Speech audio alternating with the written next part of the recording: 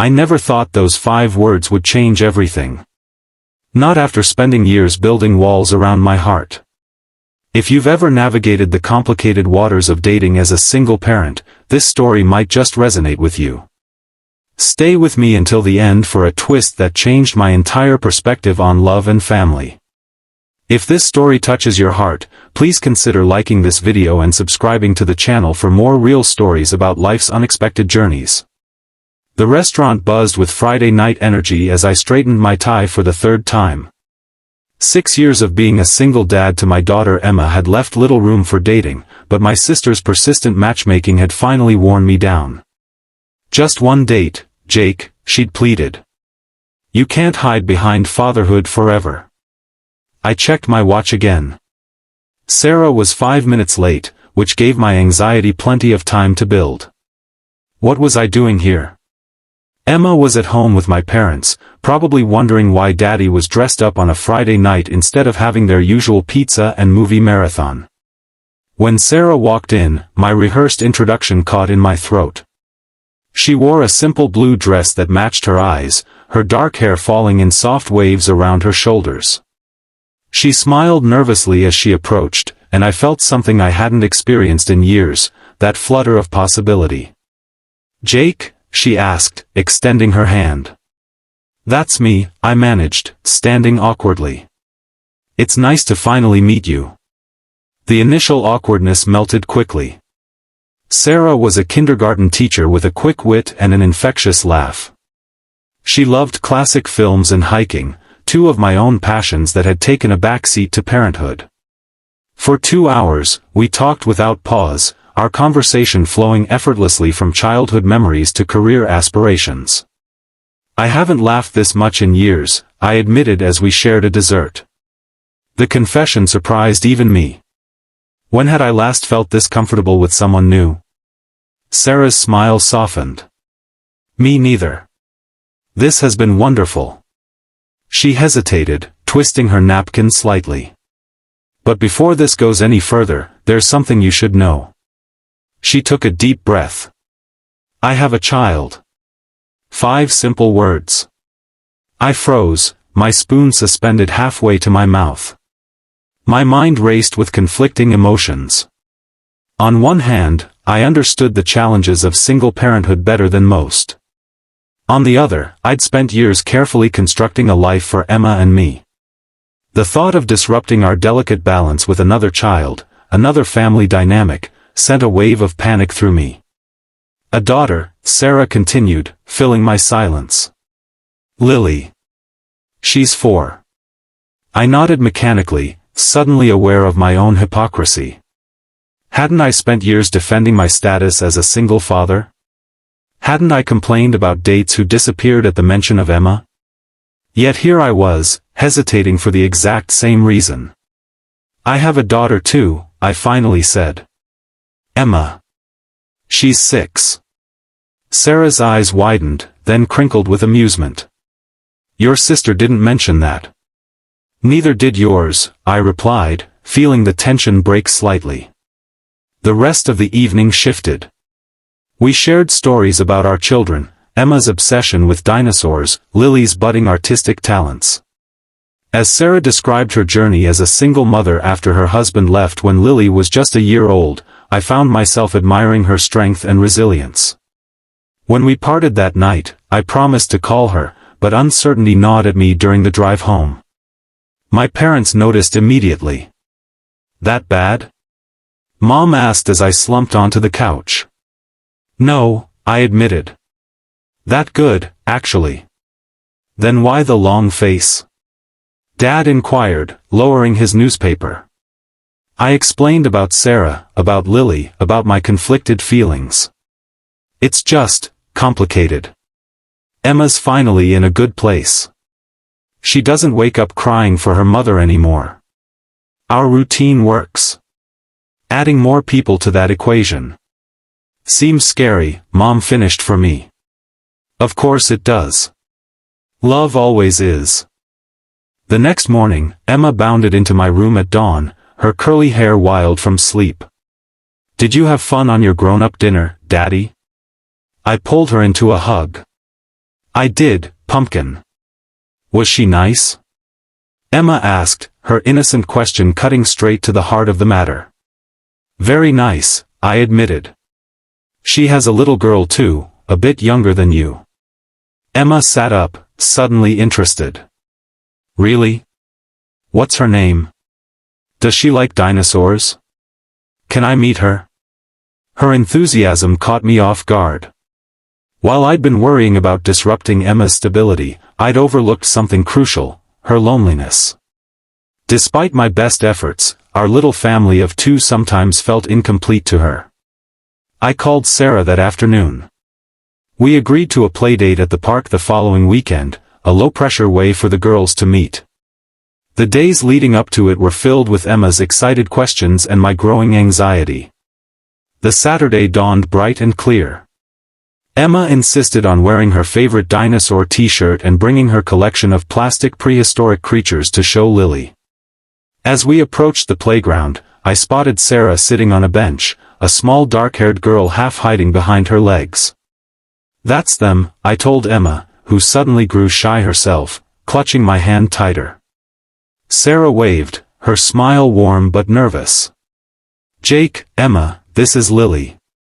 The girls regarded each other cautiously at first. Emma, usually outgoing, stood silently clutching her dinosaur figures. Lily peeked out from behind her mother, equally hesitant. Emma likes dinosaurs, I offered lamely, trying to break the ice. Lily's eyes widened. I like the ones with the long necks, she said quietly. Emma's face lit up. Brachiosaurus. I have one right here. She pulled out the figure, offering it to Lily. Just like that, the ice was broken. Within minutes, the girls were racing toward the swings, their initial shyness forgotten.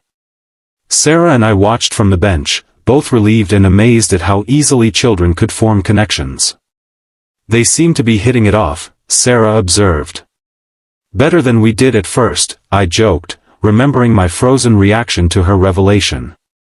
Sarah turned to face me fully. About that. I understand if it's too complicated.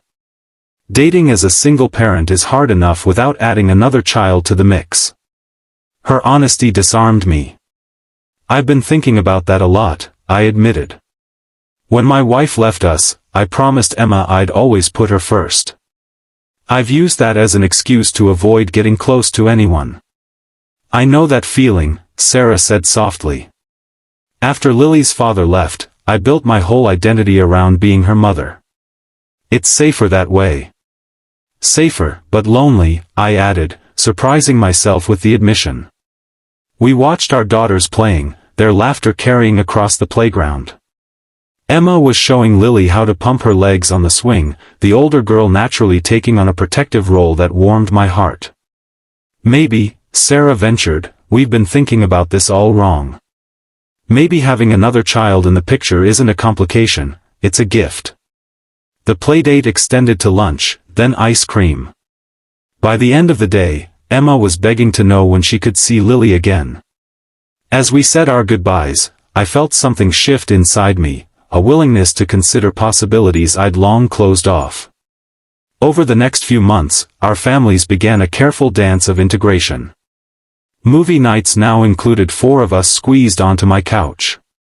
Weekend hikes featured 2 little girls racing ahead on the trail, their friendship growing with each shared adventure. Sarah and I moved slowly, both protective of our hearts and our daughters. The challenges came, as they inevitably do. Emma had her first meltdown 3 months in, when she saw me kiss Sarah goodnight. You're trying to replace Mommy, she accused, tears streaming down her face. That night, I sat on the edge of her bed, stroking her hair. No one could ever replace your mommy, I assured her. But our hearts are amazing things, Emma. They can always make room for more love without losing any of the love that's already there. Lily struggled too, especially when Sarah and I began discussing the possibility of moving in together after a year of dating. What if he leaves like Daddy did? I overheard her asking Sarah one night, her small voice filled with fear that broke my heart. These moments tested our resolve, forcing Sarah and I to question whether we were being selfish, putting our happiness above our children's security. We had long, difficult conversations after the girls were asleep, weighing the risks against the potential rewards of building something new together. Maybe we're moving too fast, Sarah suggested during one such discussion, after a particularly difficult week of emotional outbursts from both girls. Or maybe not fast enough, I countered. They're in limbo, not separate families anymore, but not quite one family either. The uncertainty might be harder than the change itself. The turning point came unexpectedly, on a rainy Sunday afternoon 18 months after our first date. The girls had built an elaborate blanket fort in the living room of my house, where we were all spending the weekend. Sarah and I were in the kitchen preparing dinner when we overheard their conversation. "Do you think they're going to get married?" Lily asked Emma, their voices carrying through the apartment. "I don't know," Emma replied thoughtfully. "Would that make us real sisters?" "I think so," Lily said. "I've always wanted a sister."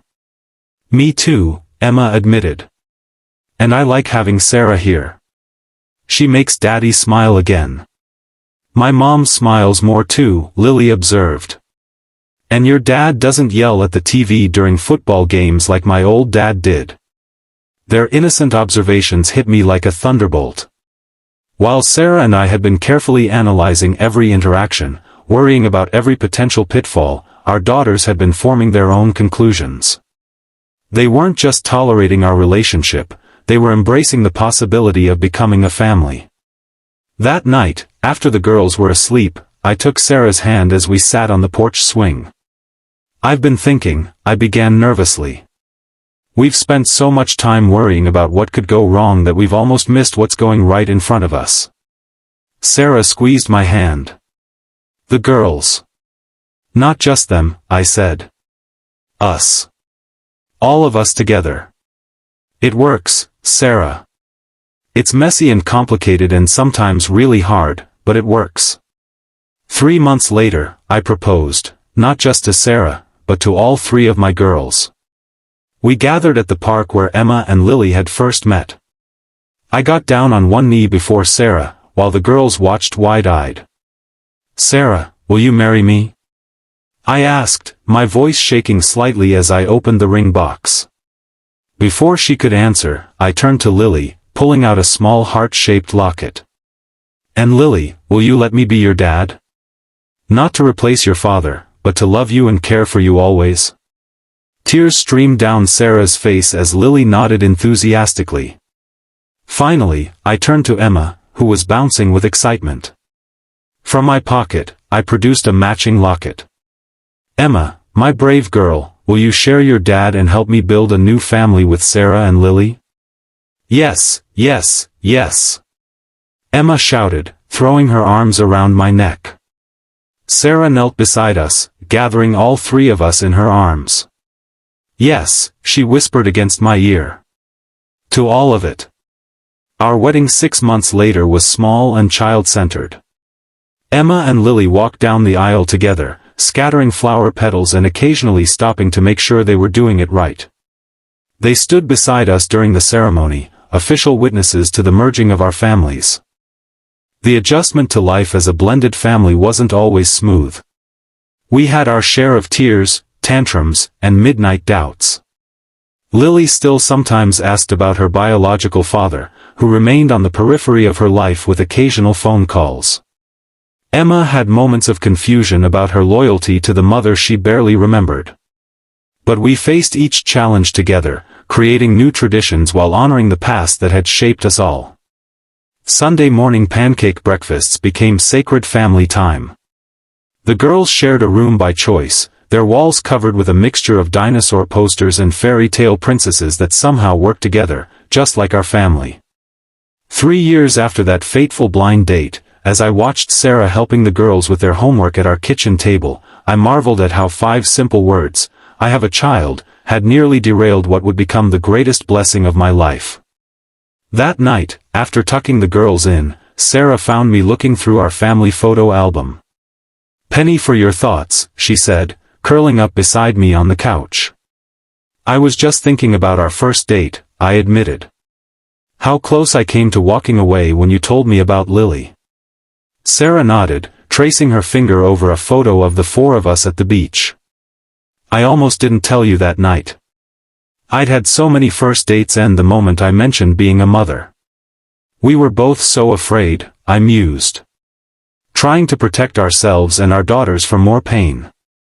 And instead, we found healing, Sarah finished, resting her head on my shoulder. That's the thing about love after loss, it requires tremendous courage. The courage to risk your heart again, to open your carefully constructed life to new possibilities, to believe that what was broken can not only be mended but made stronger at the broken places. If you're watching this and struggling with similar fears, whether as a single parent, after a difficult breakup, or any situation where love feels too risky, I hope our story offers some encouragement. Sometimes the very thing we fear most, disruption, change, the possibility of more pain, becomes the doorway to unexpected joy. The most beautiful families aren't always the ones we're born into or the ones we initially planned. Sometimes they're the ones we build piece by piece, with patience, forgiveness, and the willingness to begin again. Our family isn't perfect, but it's perfectly ours, a testament to what can happen when fear gives way to hope. If this story touched you, please consider liking this video and subscribing to the channel for more stories about life's unexpected journeys. Remember that sometimes the most meaningful chapters of our lives begin with the words we're most afraid to hear.